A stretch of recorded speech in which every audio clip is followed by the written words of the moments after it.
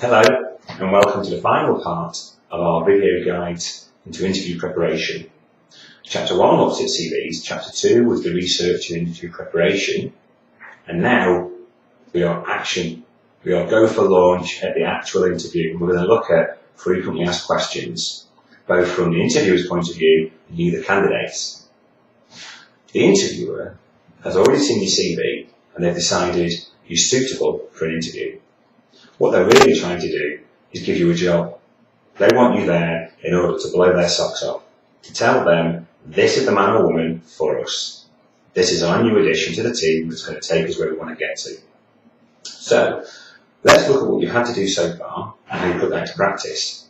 The CV has given us a pretty concise history into your complete career, what you've been up to between the start and right now as you sit opposite your would-be employer.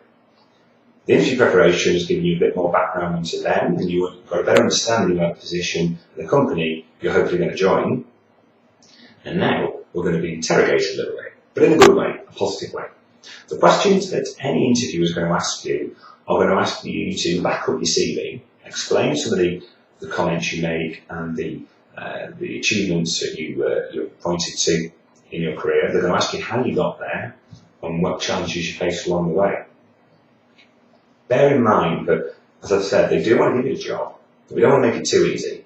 They're going to probably try and put you off balance a little bit, challenge you, ask you for times when you found it hard, ask you about times where you've lost the challenge you set to. It's important to be honest. It's very similar to when you're asked about strengths or weaknesses. And in some interview techniques, it's less common to hear what your strength or your weakness is. Most people look at you to explain key achievements and proud moments and why you think you were able to achieve and to get through it. And others will ask about times where you might have failed. Again, it's looking at your weaknesses perhaps, or areas you need to improve. Be honest, okay? There's very few bugbears greater for an interviewer than someone who says they have no weaknesses, they have no flaws. You've also not been thinking long and hard enough or looking in a mirror for long enough, because I'm sure there are things that you want to improve upon. So let the interviewer know. When they ask you about your history, fine, answer all the relevant questions and be honest again. Don't talk too deflammatory about your previous employers, no matter how it ended with them. Be humble, have some humility about that, but also talk about the future. Because remember, all too often, candidates at interview do talk about their history and don't really talk about why they're sat there and what they're going to bring to the business for the future benefits. Remember that an awful lot of interviewers realise that when you made your application, it was probably motivated by the fact you were looking to leave somewhere or you needed a job, potentially even unemployed. Well, give them a reason that's specific as to why you want their job, why you want to join its company and business in order to carry on your own success and contribute, of course, to theirs. Talk about the future by backing it all up with your history. When they say how you're going to do something, tell them how, why, and tell them what you've done in the past that might have been similar. When you've been faced with certain situations, you were given certain tasks and responsibilities, how did you answer those calls? The questions that the interviewer asks you are going to want you to speak quite confidently about your own achievements and your capabilities. Be careful not to be too complacent or come across too arrogant in this situation. Everybody needs a confident employee about them in their companies and their businesses, but they also want people who are humble and know what it takes to achieve not just your own skills, but managing that of others, or the deficiencies of others. As a senior chef, whether in a food service operation or manufacturing company, you'll know all too well about how hard it is at the start and how hard and how much work it takes to get to the top of your trade. When it comes to questions you're going to ask them, this is where the research really pays off.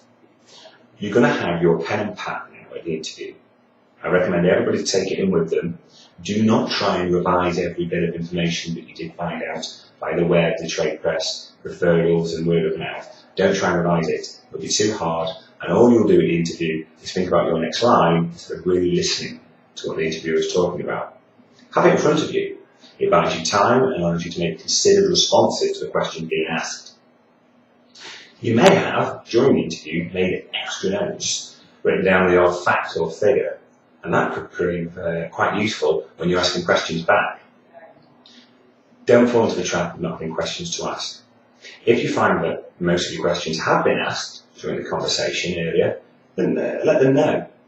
You can even tell them, I had asked or wanted to find out about X, Y, and Z. You already answered that for me, thank you.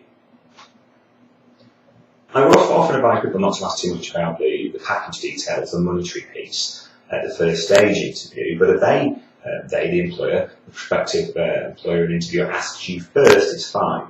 Be quite honest and open about what you're looking for. At this stage, it's all just a negotiation because unless they make you an offer here and now, there's nothing to really talk about. Now, those are the questions that you'll get asked, and the questions you should ask should always be about the information you've found out and what you want for the future. Talk about the current state of affairs in order to get an idea about where they want to go. Who's in the team right now? How many? Who was the last person to join? Who was the last person to leave and why? Who's been promoted and why? When did that last happen?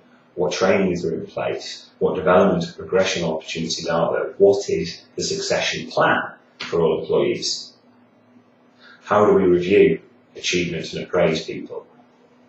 Who are your current suppliers? How negotiable is that? What do you look for? What do you stand true? What is important to your core vision and your values of the company? I read or I researched that you look at this, is it true? These are the kind of questions you have thrown in that not only completes your knowledge base, but tells the interviewer that you've genuinely thought about this position and it's matching your wants and needs. Because remember, you're being interviewed, but so are they. You're interviewing them.